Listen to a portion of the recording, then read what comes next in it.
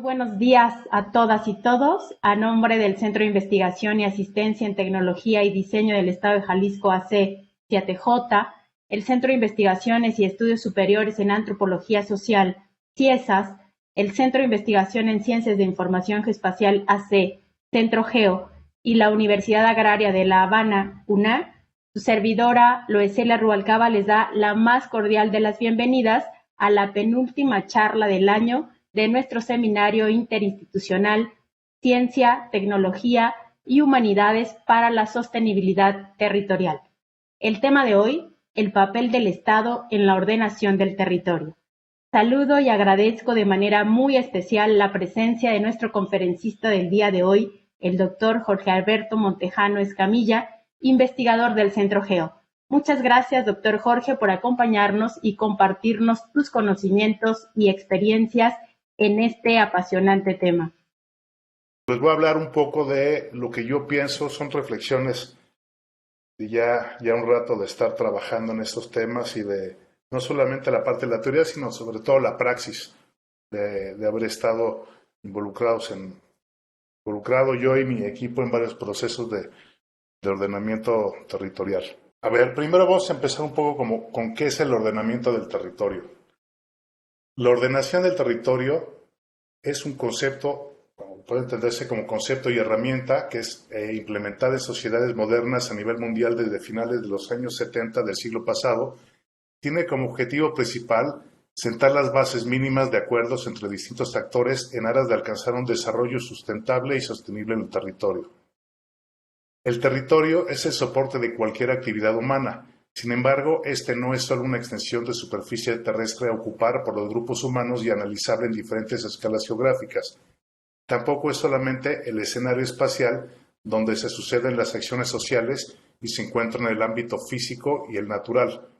Es una unidad geosocial que garantiza la continuidad transgeneracional y el arraigo ancestral de los grupos humanos que pertenecen a dichos territorios. Así, el ordenamiento territorial puede ser conceptualmente entendido como la condición óptima relacional entre los grupos humanos y el ámbito físico natural en el que se asientan. Ello implica siempre una transformación inducida del espacio, cuyo objetivo último es darle un sentido al territorio, de tal forma que pueda coadyuvar a la tarea de reducir las asimetrías regionales. Yo planteo y se plantea en términos generales que el ordenamiento territorial, de la mano de los procesos de planeación, se convierte en una herramienta de política pública encaminada principalmente a corregir los desequilibrios regionales, al mismo tiempo de reducir factores no deseables que enfrentan los procesos de construcción del espacio en sus diferentes escalas, como la urbana, la metropolitana o la regional. Existen diferentes definiciones de ordenamiento del territorio, dependiendo de la visión disciplinar con la que se mire. Por ejemplo, una definición muy operativa y proveniente de la Carta Europea de Ordenamiento del Territorio de 1983 señala que el ordenamiento del territorio es a la vez una disciplina científica, una técnica administrativa y una política concebida con un enfoque interdisciplinario y global cuyo objetivo es el desarrollo equilibrado de las regiones y la organización física del espacio según una idea rectora o un concepto rector. Mientras que el Grupo Interinstitucional de Ordenamiento Territorial en México, en el año 2000, la definió como una estrategia de desarrollo socioeconómico que, mediante la adecuada articulación funcional y espacial de las políticas sectoriales, busca promover patrones sustentables de ocupación y aprovechamiento del territorio. Según la FAO, el ordenamiento territorial es al mismo tiempo una política pública concertadas de los actores sociales, económicos, políticos y técnicos para la ocupación ordenada y el aprovechamiento del territorio.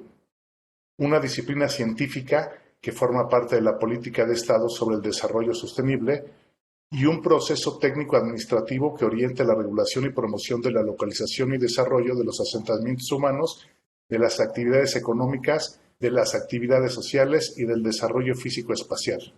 En cualquier caso, el ordenamiento del territorio como herramienta es una política de Estado.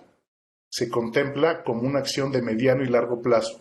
Es un instrumento de planeación que debe armonizar el proceso de desarrollo económico con la forma de ocupación del territorio y tiene la finalidad última de elevar el nivel de vida de la población bajo un esquema de sustentabilidad. Este tema de bajo un esquema de sustentabilidad, yo creo que es un debate muy amplio. La definición de sustentabilidad de los años 80 proveniente de la Comisión Brundtland, desde mi punto de vista, quedó rebasada porque las actuales generaciones, principalmente en países en vías de desarrollo, no han podido disfrutar del goce de los recursos y lo estamos salvaguardando para futuras generaciones cuando las actuales pues no ven satisfechas sus necesidades, ¿no? El ordenamiento territorial es una acción, no hay que olvidarlo, desarrollada por nosotros, por los humanos, donde aun cuando el foco de atención pueda ser, por ejemplo, la restitución de un espacio natural, no deja de ser el humano el centro de la acción. De otro modo, dicha acción no tendría sentido. Se plantea que el ordenamiento del territorio no debe ser una mera guía conceptual y holística, sino que debe tener un carácter operativo expresado en políticas específicas, leyes e instancias en las que se involucren los actores del territorio a ordenar y que abarque los ámbitos social, económico, ambiental y cultural de la siguiente forma. El desarrollo social y económico como finalidad, implicando un crecimiento económico con redistribución equitativa de la riqueza generada. Aquí podríamos poner un asterisco porque en realidad podríamos pensar que hay nuevas teorías que hablan sobre el decrecimiento y el crecimiento económico per se sabemos que no ha sido la panacea en el mundo. Probablemente el paradigma del crecimiento tenga que transformarse, pero pensemos que implica un desarrollo económico con redistribución equitativa. La sostenibilidad ambiental como eje vertebrador y limitante de las acciones sobre el territorio, y esto es muy importante. Siempre se tiene que pensar que las acciones que se desarrollan en el territorio, si no tienen, digamos, un impacto o el beneficio social va a ser menor que el impacto ambiental del territorio, debe de repensarse, ¿no? Y en este sentido sabemos que toda actividad humana tiene una huella ecológica, siempre la va a tener, pero la idea es minimizarla.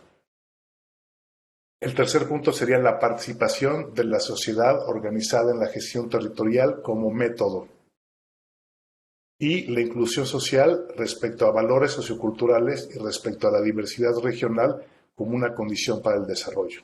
El economista británico John Maynard Keynes señalaba en el siglo pasado que tanto la cooperación como la solidaridad territorial son valores que permiten elevar el nivel de competitividad de un territorio específico en un contexto de mundialización económica.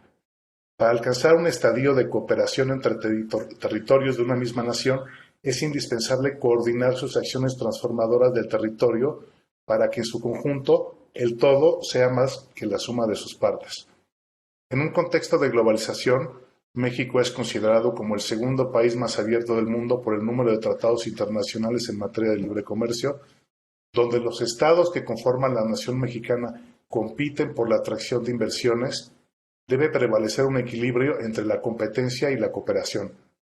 Sin embargo, hasta hace poco tiempo, el Estado había abandonado sus políticas de ordenamiento territorial frente a grandes compañías multinacionales debido a la asunción de la idea sobre que la atracción de dichas inversiones extranjeras serán el motor del desarrollo interno. Bajo esta lógica, México privilegió la política de inversión extranjera frente al desarrollo endógeno, hecho que no necesariamente es compatible con los intereses territoriales subnacionales y que en la mayoría de las ocasiones ha abonado un desequilibrio regional dado los intereses específicos del capital atraído. En este esquema, que podemos denominar neoliberal, los estados ceden protagonismo ante la generación y aporte de innovación de las grandes empresas, lo que representa un dilema debido a que el propio estado relaja sus capacidades de contrapeso y regulación frente a intereses privados que no tienen otra intención más que revalorizar su inversión y no dar valor agregado al territorio donde se asientan. En este sentido, el Estado mexicano debe decididamente retomar la dirección del ordenamiento del territorio, no solo para cumplir el mandato legal relativo al fortalecimiento de la soberanía nacional, consignado en la fracción primera del artículo 2 de la Ley de Planeación, sino porque el ordenamiento territorial debe concebirse como la herramienta por excelencia que territorialice los objetivos de los planes de desarrollo sexenales, pero que a su vez estén también alineados con el horizonte temporal de largo plazo que representa el ordenamiento territorial de todo un país. El ordenamiento territorial, además de ser un meta-instrumento de política pública orientado a reducir las asimetrías regionales en el mediano y largo plazo y a armonizar proyectos estratégicos con la planeación regional, siempre bajo el paradigma de la sustentabilidad, tiene un componente de utopía fundamental, pues es una herramienta que permite plasmar, guiar y orientar la visión, directrices, deseos y aspiraciones del desarrollo de México en el futuro, que por su misma condición utópica se convierte en el propio eje rector de la política nacional. Yo siempre hablo de que un plan de ordenamiento territorial tiene que tener una condición utópica porque no necesariamente se le tiene que dar, digamos, directo al blanco, ¿no? En realidad, todos sabemos que tratamos de atinarle al centro del blanco o a la cabeza para darle al cuello, pero en ese sentido sí se necesitan unas guías e ideas fuerzas muy potentes que actualmente no hemos visto plasmadas en el Plan Nacional de Desarrollo y que no permiten territorializar políticas públicas y como vemos hay muchos proyectos aislados que carecen, digamos, de articulación. Hasta antes del 2018, el Estado mexicano era un mero gestor o intermediario del ordenamiento territorial, es decir, intermediaba entre las diferentes dependencias de gobierno y las demandas espaciales de los grandes capitales como política de promoción al crecimiento económico. Si bien es cierto que hubo muchos avances en materia legislativa al respecto y existieron esfuerzos aislados de profesionales y funcionarios preocupados por el tema y el país, lo cierto es que el Estado abandonó paulatinamente las acciones de dirección del ordenamiento territorial. La historia de la planeación y el ordenamiento territorial explícito en México es relativamente reciente. Hasta antes de 1974, los primeros esfuerzos pueden trazarse hacia 1935 con la conformación de un comité asesor especial de la presidencia que se encargaba de elaborar la política de la distribución de las industrias. Hacia 1947, el expresidente Cárdenas encabezó los esfuerzos para la regionalización del territorio nacional con base en cuencas hidrológicas, inspirado en el proyecto norteamericano del Valle de Tennessee, y el cual muestra por primera vez una preocupación explícita por formular políticas públicas de ordenar el territorio. Hacia 1962, se creó una comisión intersecretarial para la formulación de planes nacionales de desarrollo. Sin embargo, es hasta 1974 cuando se crea la Secretaría de la Presidencia, entidad que, dada la cercanía con el Ejecutivo, pudo influir decisivamente en la propuesta directa de transformaciones estratégicas del territorio mediante la creación de polos de desarrollo y en la puesta en marcha de lo que sería la Supersecretaría de Asentamientos Humanos y Obras Públicas, la SAOP, en 1977. Lo destacable de este periodo es que por primera vez se crea un órgano con objetivos explícitos de ordenamiento del territorio. Su mandato principal era orientar el ordenamiento y regulación de los asentamientos humanos en el territorio nacional. Adicionalmente, tenía la facultad de proponer la política nacional de los asentamientos humanos, el desarrollo de sus instrumentos, la formulación de leyes y planes en prácticamente todos los niveles de gobierno, estatales, municipales y en ese entonces de zonas que se le llamaban conurbadas. Entre las funciones de la Secretaría destacaban la ordenación de la distribución de la población en el territorio y de las actividades productivas, la promoción del desarrollo urbano integral y el equilibrio entre los centros de población, el mejoramiento y preservación del medio ambiente, propiciar condiciones para que la población pudiera resolver sus necesidades de acceso a suelo urbano, vivienda y servicios, promover el aprovechamiento más racional de los bienes inmuebles del gobierno federal, apoyar el fortalecimiento del federalismo, entre otras. En resumen, esta secretaría tenía facultades de organizar al gobierno para organizar al país. Por las atribuciones, tuvo que crear una estructura administrativa acorde a sus funciones, pero lo más relevante de esta experiencia puede ser resumida en un eslogan que tenía la misión de esta secretaría en la época en la que fue creada, que decía que las actividades que le competen se orientan hacia la regulación y planeación de los asentamientos humanos en el territorio nacional y la creación de infraestructura adecuada.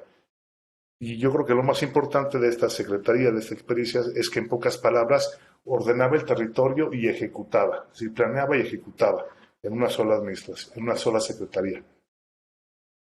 La crítica a este periodo tiene que ver con que a pesar de la generación de cerca de 2.000 planes de desarrollo, prácticamente todos fueron tirados a la basura principalmente por no recoger las necesidades reales de la población y territorios a ordenar, debido a una estructura fuertemente centralizada en donde poco o nada participaban los municipios. Prácticamente, desde 1992 el Estado ya había perdido la capacidad ganada para impulsar planes de desarrollo regional debido a una reducción sustantiva en el gasto público destinado a obras. La política regional, previamente reducida a un mecanismo de asignación de recursos, se transformó en un instrumento de política social asistencialista cuyo foco era atender la pobreza extrema. Esto es, se pasó de un estado proactivo a un estado reactivo. Si reaccionas ante las necesidades y te olvidas de planear hacia el futuro. Adicionalmente a ello, el impulso al federalismo provocó que las instituciones federales comenzaran a transferir recursos económicos a los estados y municipios para ejercerse estos bajo sus propias reglas, propiciando con ello una desarticulación entre las metas generales y regionales a nivel país con relación a las necesidades locales. Hacia el año 2000, con la transición democrática, se vuelve a crear una oficina de la presidencia, es decir, se vuelve a centralizar esta función, con el encargo de la planeación estratégica y el desarrollo regional. Derivan de este periodo la elaboración del Programa Nacional de Desarrollo Urbano y Ordenación del Territorio 2001-2006, no sé si recuerdan el gran famoso Plan Puebla-Panamá, que si bien fue un esfuerzo real para volver a territorializar las políticas del Plan Nacional de Desarrollo, no tuvo éxito en su implementación ni fue eficaz para controlar y dirigir el crecimiento urbano y metropolitano. En el siguiente sexenio se desdibujaron por completo las estrategias de ordenamiento territorial al no publicarse el Plan Nacional de Desarrollo Urbano y Ordenamiento Territorial, debilitándose aún más las capacidades del Estado para ordenar el territorio. Hacia 2013 se crea la SEDATU, con ella la promulgación del Plan Nacional de Desarrollo Urbano, versión 2014-2018, cuyos objetivos reactivos principales, a la luz del desastre natural y territorial generalizado, se concentraron en controlar la expansión de las manchas urbanas, incorporar la vulnerabilidad de los asentamientos como un asunto de suma relevancia e incorporar a la movilidad sustentable como eje central de las políticas urbanas. Previo a ese año, se publicó la primera herramienta de política pública desde la creación de la SAOP, orientada al ordenamiento territorial y su más general expresión, la Estrategia Territorial Nacional 2012, la cual constituye el antecedente directo del trabajo que realizó recientemente la SEDATU, denominada Estrategia Nacional de Ordenamiento Territorial, la famosa ENOT, se hizo ahí la UNAM, mandatada directamente por la nueva Ley General de Asentamientos Humanos y Ordenamiento del Territorio del 2016. Es un breve recuento, es muy complejo esa historia, pero es para saber dónde estamos parados. Ahora, ¿cuáles son estas capacidades del Estado en materia de ordenamiento? Actualmente, el marco jurídico permite operar una estrategia de ordenamiento territorial en nivel nacional. El problema principal no corresponde en gran medida al marco jurídico ni a las instituciones, que son perfectibles. Es una parte importante, pero el principal problema radica en la gestión del territorio. El reto está en la aplicación efectiva de las leyes, en un reequilibrio entre una visión meramente financiera y una visión territorial, en la coordinación y concurrencia de las diferentes secretarías, es decir, una coordinación horizontal, y en la congruencia vertical de las acciones, es decir, del nivel federal hasta el nivel municipal.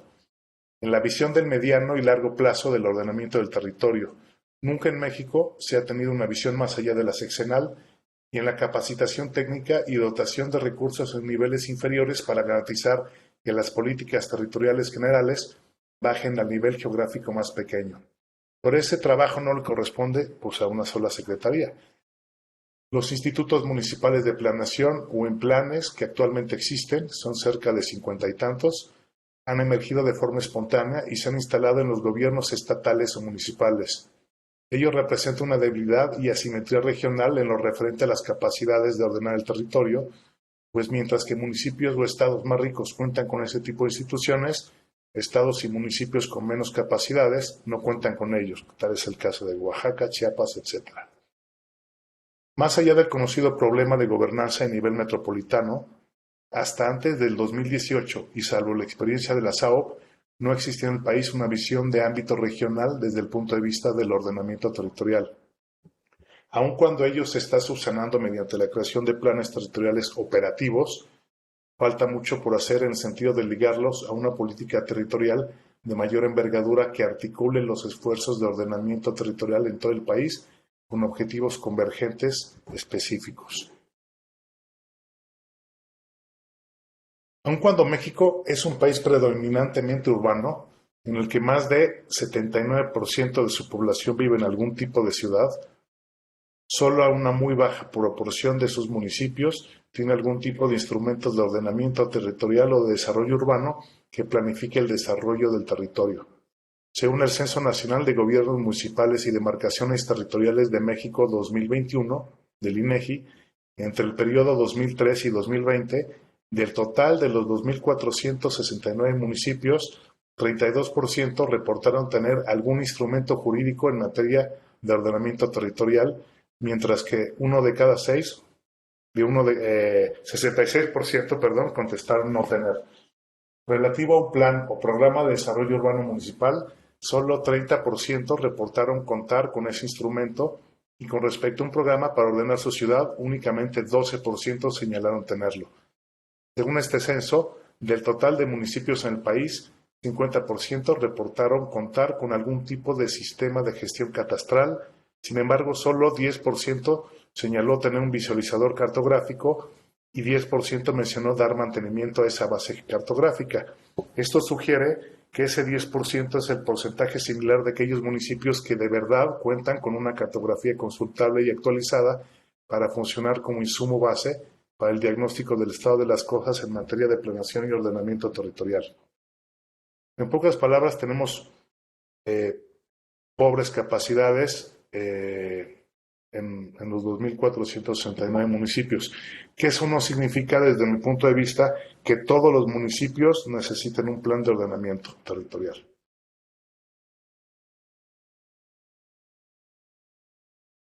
Una de las razones por las que sucede esto es el presupuesto destinado al ordenamiento territorial en nuestro país.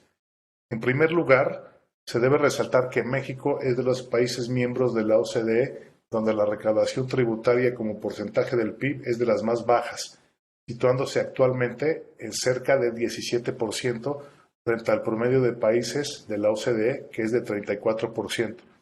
Más o menos en 2015 andaba cerca del 10%. Ello no solo se observa en el nivel federal, sino que también es muy baja en el nivel estatal con respecto a otros países de la región. Y hay que recordar que el nivel estatal, a través del predial, puede recaudar fondos para ordenar el territorio.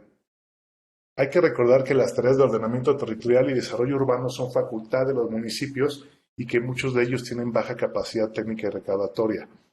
Derivado de lo anterior, es previsible observar una muy baja proporción de los recursos captados por el gobierno federal destinados a tareas relacionadas con ordenar el territorio y el desarrollo urbano. Un ejercicio simple para el caso mexicano, realizado con base en el presupuesto de egresos de la Federación de 2022 y el desglose del ramo 15, se encontró que del total del presupuesto federal para el 2022, la suma de los recursos asignados a SEDATU y de los recursos asignados a la Semarnat representó cerca de 0.76% de todo el presupuesto federal, o sea, ni 1%. De este presupuesto para ambas secretarías, solo se le asignó cerca de 0.18% a la SEDATU. Al analizar estos recursos autorizados a la propia SEDATU, se puede observar que los destinados al rubro política de desarrollo urbano y ordenamiento del territorio representaron un exiguo 0.011% del total de recursos federales. Y aquí quiero señalar, debe de haber algunos otros recursos etiquetados bajo otros rubros. Antes era a través de los fondos metropolitanos, etcétera. Pero en la búsqueda que yo encontré, no encontré otro que fuera específicamente para políticas de desarrollo urbano y ordenamiento del territorio. Hay que recordar que los estados también tienen ese mandato, ¿no? No solamente la política federal, pero aún así se me hace muy baja para lo que representa el tamaño del país. Dentro de la propuesta de presupuesto de egresos de la Federación 2024, enviada por el Ejecutivo recientemente, solamente se encontró un rubro denominado Política de Desarrollo Urbano y Ordenamiento del Territorio, clasificado bajo el anexo 13, erogaciones para la igualdad entre mujeres y hombres, por solo 13 millones de pesos, frente a los más de 3,000 millones de pesos que se están destinando al programa de mejoramiento urbano de la SEDATU, el cual merece desde mi punto de vista una plática aparte. Imagínense, 13 millones de pesos contra 3,000 millones de pesos. Digo, para que se den una idea, el Programa General de Ordenamiento Territorial para la Ciudad de México, que es de las tercera o cuarta urbe más grande y más compleja del mundo, se destinaron, ¿cuánto creen? 13 millones de pesos. Evidentemente, hay una gran cantidad de problemas en nuestro país, pero no parece que el Estado mexicano, espero que ya lo esté haciendo, haya tomado nota de la importancia y relevancia que revisten los estudios de ordenamiento territorial y desarrollo urbano a la luz de la asignación de los recursos, recordando que 1 de cada 8 mexicanos vive o vivirá en entornos urbanos. Bueno, y además hay que recordar que 80% del Producto Interno Bruto se genera en las zonas metropolitanas, nada más ni nada menos. Les quiero presentar rápidamente un breve caso de estudio de éxito en términos de ordenamiento territorial. Es muy larga la historia, pero la traté de resumir muy rápido porque sí creo que hay que tomar experiencias externas y entender que debemos nosotros pues, replantear las prácticas internas, ¿no? Es el caso del estudio de Corea del Sur. Hacia la década de los años 50 del siglo pasado, Corea se encontraba en una situación de pobreza derivada de la posguerra y con una economía muy debilitada basada principalmente en la agricultura. 70% de la gente vivía en zonas rurales. De hecho, Corea era un PIB mucho más bajo que México y tenía un índice de Gini peor. Hacia 1961, la élite militar, a través del Militar Park, tomó el poder y lanzó una estrategia de industrialización del país. Ojo, esto es importante recalcarlo porque esas transformaciones se dieron bajo un régimen totalitario, ¿no? Donde no había de facto participación pública. Digo, más bien participación en la política pública por parte de la sociedad civil organizada. Derivada de la promulgación de la Ley de Desarrollo Territorial en 1963, se generó el primer Plan Nacional Territorial Integral desarrollado por un consejo consultivo, por un comité de deliberación, con la integración de un equipo de trabajo técnico. Para lograr este esfuerzo pasaron 6 años y el Plan Nacional Territorial Integral fue promulgado en 1969. Fíjense, pasaron 6 años para hacer un Plan Nacional Territorial Integral, ¿no? No pasaron 2 meses una vez que entra el nuevo presidente en México. En ese primer plan se promovieron políticas públicas muy acorde a la moda internacional de esa época, como la creación de clústeres industriales para exportación y para el mercado nacional, la inversión en infraestructura y capital social por parte del Estado, la creación de empresas de desarrollo público en materia de vivienda, recursos hídricos, carreteras, etcétera, para cumplir con objetivos muy específicos como el desarrollo de polos de crecimiento, control de la expansión urbana mediante cinturones verdes, la creación de un sistema de estabilización de los precios de la tierra y una mayor conectividad mediante la creación de infraestructura para la movilidad. Dichas acciones fueron emprendidas por empresas de desarrollo público en prácticamente todos los sectores: vivienda, recursos hídricos, carreteras, infraestructura agrícola y rural, bajo la dirección férreamente centralizada de poderosos superministerios que abarcaban prácticamente todas las esferas de infraestructura, como el enorme Ministerio de Suelo, Infraestructura y Transporte. Imagínense, suelo, infraestructura y transporte, el cual subsiste en la ya actualmente democratizada Corea. Sigue existiendo ese superministerio. Corea analizó su situación geográfica con relación a sus recursos y se volcó en lograr una de las metas trazadas en el plan: convertirse en uno de los países productores más importantes de barcos mercantes en el mundo mediante la transformación y extracción de materia prima de su territorio, extrayendo hierro y construyendo astilleros, además de convertirse en el segundo país más importante en materia de producción de bienes de consumo tecnológico. Lo que tiene esta anécdota es que me parece muy interesante cómo analizaron sus capacidades territoriales, analizaron su situación geopolítica, su entorno. Estamos rodeados de agua. ¿Qué hacemos? Pues naturalmente tendrían que ser barcos, ¿no? Se convirtieron realmente en una potencia. Ahorita China ya lo rebasó por la derecha, pero siguen siendo uno de los más importantes productores de barcos mercantes del mundo y también de productos de consumo tecnológico. Claro, eso lo hicieron robando tecnología de los japoneses durante más de 10 años. Sin embargo, transformaron, digamos, la situación de su país. Adicionalmente, se creó un instituto de investigación para asentamientos humanos en 1978, un instituto de investigación para asentamientos humanos, el cual sería el brazo de formulación y evaluación de las políticas para el desarrollo territorial y urbano. Desde aquel entonces han generado ya cerca de 7 planes nacionales, solo 7 planes nacionales, con los mismos objetivos territoriales, aun cuando las políticas territoriales han cambiado al ritmo del cambio de los derivados de la mundialización de la economía, ¿no?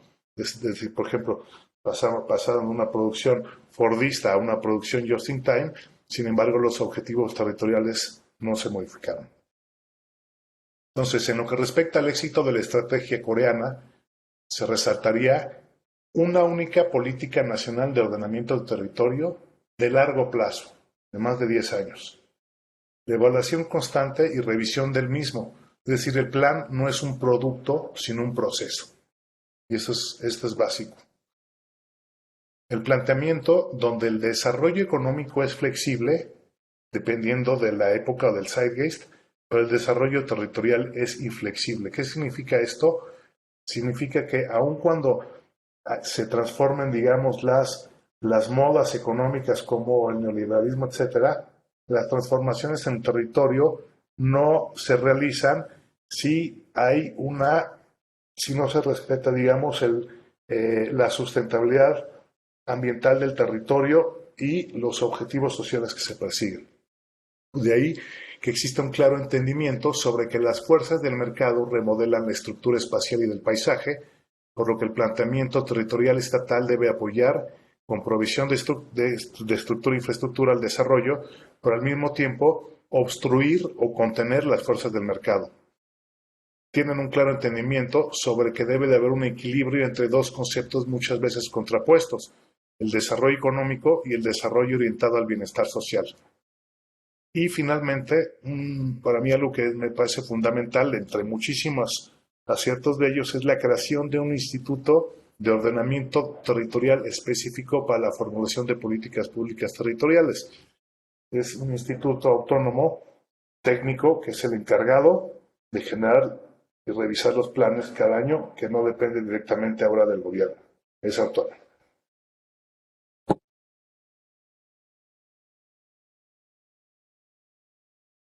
Finalmente, les estoy planteando algunas ideas para poder transformar al Estado mexicano en rector de su propio territorio, ¿no? Creo que es muy importante los avances que se están haciendo en la actual SEDATU, pero muchas de las ideas que le plasmamos al secretario Meyer se quedaron en el tintero y me parece que no han llegado a buen puerto.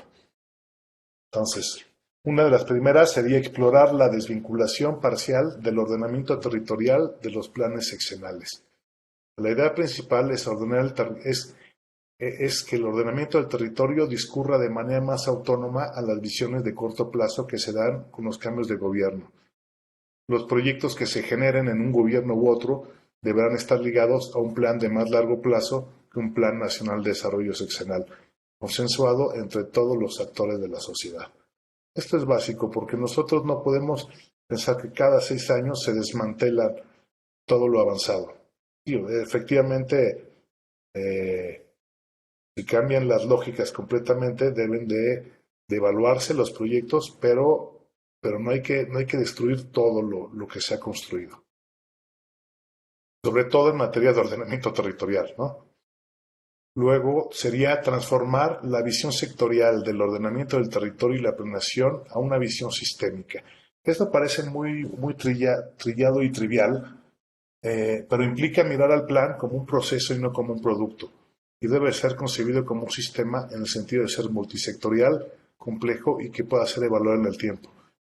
Actualmente, la SEDATU lanzó una carrera vertiginosa por cumplir como en su época y en su tiempo con la SAOP, de cumplir con la meta de generar más de 500 planes municipales de desarrollo urbano en menos de un año.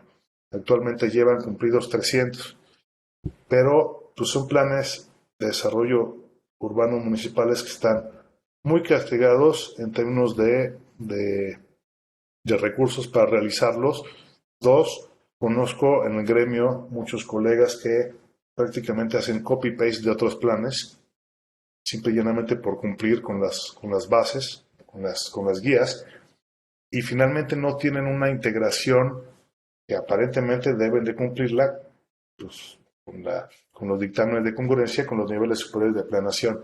Aun cuando tengamos 300 planes, o tengamos 500 o 800, el objetivo no es tener planes, el objetivo es tener hojas de ruta para poder lograr objetivos y articular las acciones en el territorio, ¿no? Luego, otra idea sería convertir a la SEDATU en una secretaría modesta, que eso sí se está logrando, es decir, burocráticamente, pero con músculo, es decir, que actúe dirigiendo y coordinando las líneas de acción tanto verticales como horizontales.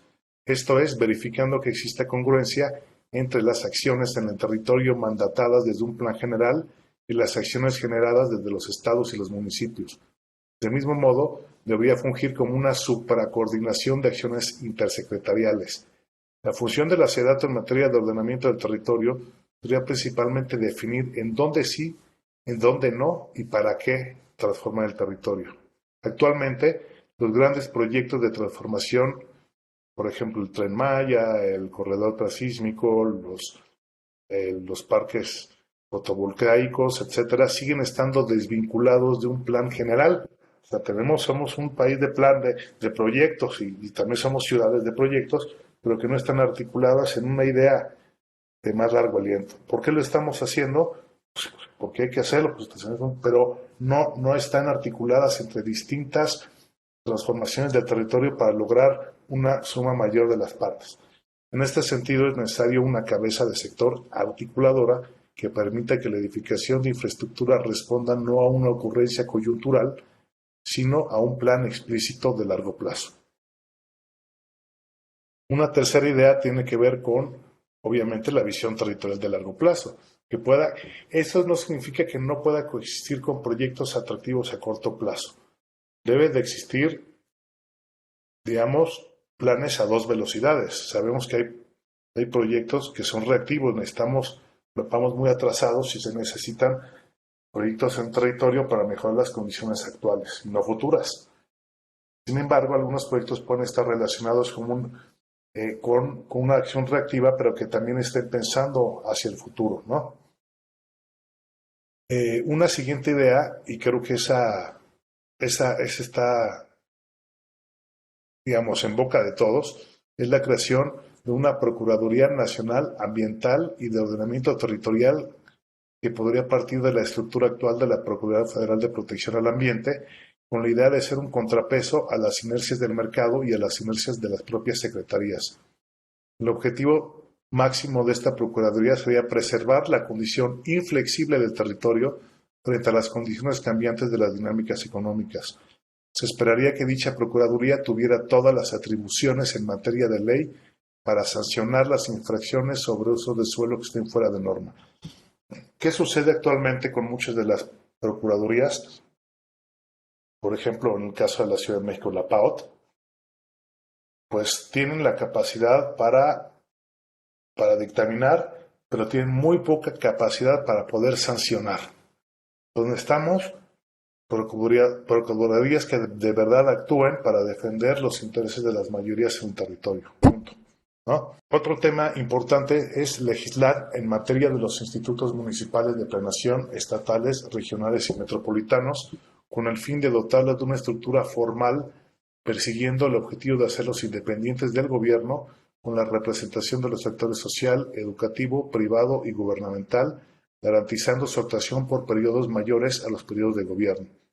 Es una especie de profesionalización. La creación de un gabinete territorial como herramienta fundamental para coordinar horizontalmente las acciones de las secretarías con injerencia territorial. Sí, esa idea sí se tomó y se generó un consejo actual, ¿no? Hay actualmente un consejo, pero a diferencia del Consejo actual, el gabinete o futuro Consejo debería de tener una estructura permanente con representación de los diferentes sectores involucrados en los procesos de ordenamiento territorial y con presupuesto. Estos gabinetes, bueno, el consejo actual es un consejo honorario, se reúnen muy de vez en cuando, se presentan las iniciativas y en realidad funcionan como un aplausómetro, ¿no? No tienen capacidad para analizar, para debatir, para sancionar, no tienen tiempo, son simplemente representación de algunos, representación de diferentes sectores de la sociedad, pero que van en realidad para avalar las propuestas que ya se plancharon, ¿no? Una conformación de delegaciones regionales de ordenamiento territorial y no estatales. Yo sé que esto puede sonar y ir en contra del federalismo, pero es necesario contar con unas delegaciones, con unas figuras regionales que den margen de negociación entre las entidades federativas. Ellas permitirían conciliar objetivos e intereses comunes y servirían para coordinar las acciones de niveles superiores con niveles inferiores de gobierno, evaluar las capacidades de las unidades administrativas estatales en materia de vínculo con la ciudadanía.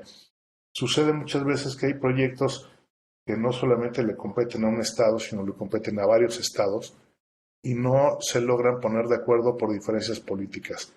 Entonces, todo esto tendría la orientación de tecnificar las acciones de ordenar el territorio y alejarlas. Todo ordenamiento del territorio es un acto político, pero sí es indispensable tratar de hacerlos más profesionales y no coyunturales. Evaluar la creación de un Instituto Nacional de Políticas Públicas Territoriales y Ordenamiento del Territorio, el cual tendría como objetivo central formular políticas públicas territoriales, diseñar e investigar el andamiaje institucional necesario para que el ordenamiento del territorio sea más eficiente, es decir, teorías, etcétera, y servir de enlace con universidades, institutos y centros de investigación para generar conocimiento útil en materia de OT.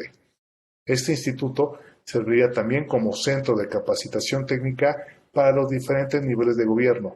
Actualmente, la Ley General de Asentamientos Humanos, Ordenamiento Territorial y Desarrollo Urbano prevé la creación de comisiones de ordenamiento metropolitano o de conurbación, quienes concentrarían las funciones de formular, aprobar y gestionar los programas.